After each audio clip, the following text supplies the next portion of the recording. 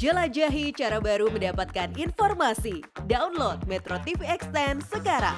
Akhirnya terjawab sudah kemana Partai Golkar dan PAN memberikan dukungannya di Pilpres 2024. Dideklarasikan di Museum Proklamasi Minggu 13 Agustus lalu.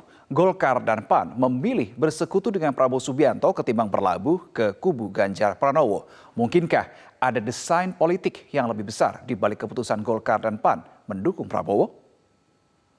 Tentu perjalanan ke depan masih ada dan banyak hal yang perlu kita bicarakan. Tetapi di hari Minggu ini merupakan momen bersejarah karena 4 partai akan mengusung Bapak Prabowo Subianto sebagai calon presiden 2024-2029. Proses yang diawali oleh Bapak Presiden Joko Widodo wajib dilanjutkan dan kami merasa bahwa Bapak Prabowo Subianto adalah tokoh yang tepat untuk melahirkan Indonesia menjadi negara maju.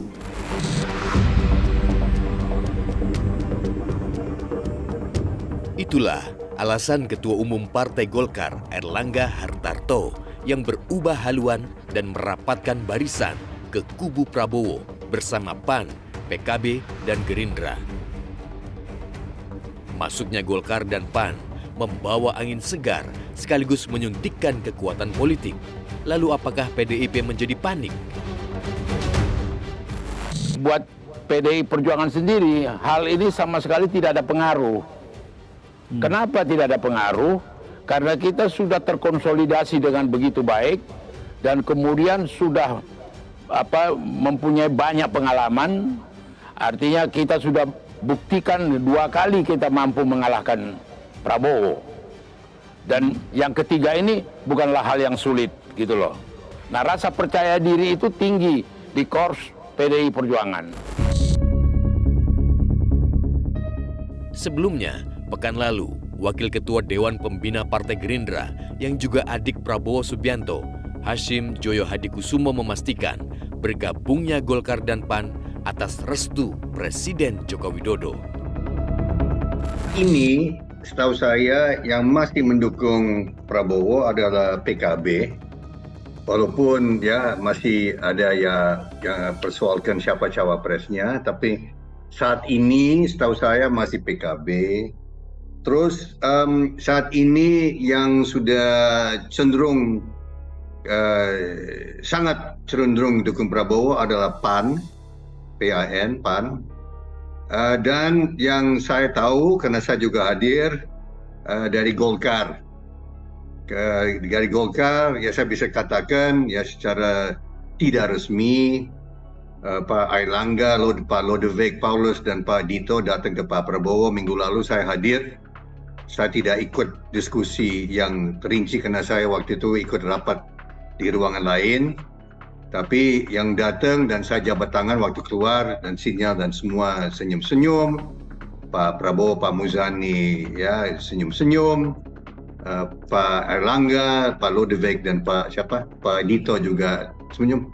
Ternyata mereka menyatakan mau dukung Pak Prabowo dan seizin dan restu dari Pak Jokowi. Itu saya bisa katakan ya.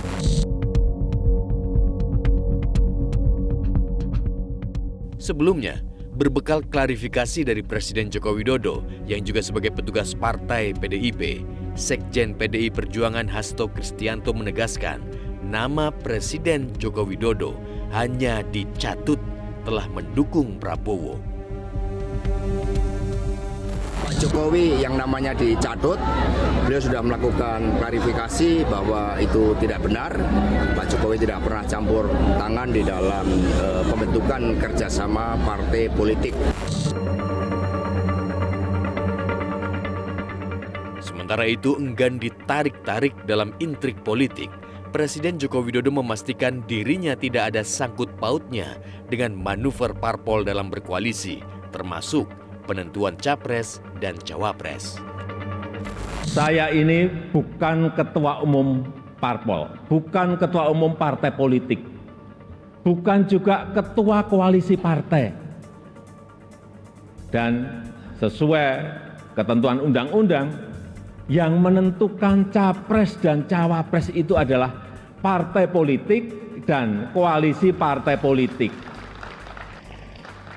Jadi saya ingin mengatakan itu bukan wewenang saya. Bukan wewenang Pak Lurah. Bukan wewenang Pak Lurah, sekali lagi.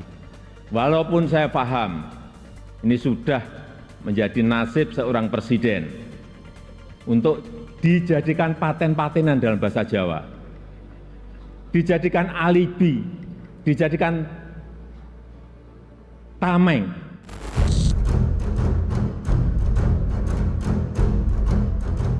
Pertanyaannya, jika Presiden Joko Widodo membantah, mungkinkah ada desain politik yang lebih besar di balik keputusan Golkar dan PAN mendukung Prabowo?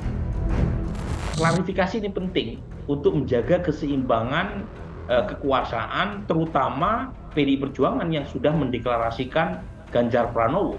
Karena kalau misalnya tidak ada klarifikasi dari Presiden Jokowi, maka semakin tebal persepsi bahwa Presiden Jokowi menganak emaskan Prabowo Subianto. Jadi bagian dari balancing of power, Presiden Jokowi melakukan curhat politik tadi untuk mengklarifikasi tudingan beliau berada di balik deklarasi 4 partai pendukung Pak Prabowo. Tetapi pertanyaannya kan, apakah serta-merta elit politik percaya terhadap statement Presiden Jokowi? Itu kan lain soal.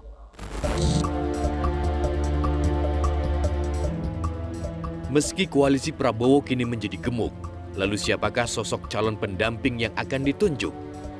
Ya, biarlah koalisi Prabowo saling berembuk, asal jangan nanti saling tumpuk.